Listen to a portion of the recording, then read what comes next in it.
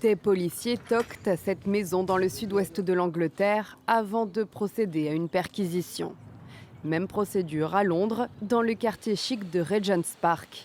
Ces deux propriétés appartiennent à la figure du parti travailliste Peter Mandelson.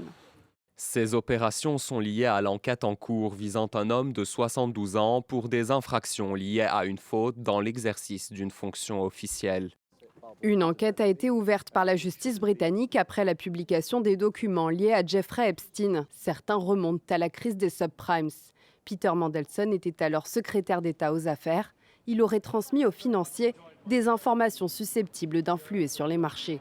À cela s'ajoutent des relevés bancaires. Ils montrent que Peter Mandelson aurait reçu 75 000 $ de la part d'Epstein. Il y a des milliers de documents sur Mandelson qui montrent que sa relation avec Epstein était étroite et qu'elle a duré, y compris après qu'Epstein a été condamné en 2008 pour des délits sexuels sur mineurs. Une proximité que Peter Mandelson dit aujourd'hui regretter. C'est un pro du réseau et j'aurais préféré ne jamais le rencontrer. C'est la descente aux enfers pour celui qui a été commissaire européen, secrétaire d'État à de nombreuses reprises et enfin ambassadeur du Royaume-Uni aux États-Unis avant son limogeage en septembre. Ces derniers jours, Peter Mandelson a quitté le Parti travailliste, puis la Chambre des Lords.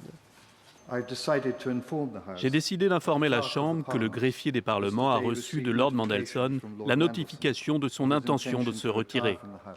Sous pression, le gouvernement britannique a accepté de publier les documents en lien avec les processus de nomination et de révocation de Peter Mandelson. Selon la BBC, il y aurait plus de 100 000 fichiers.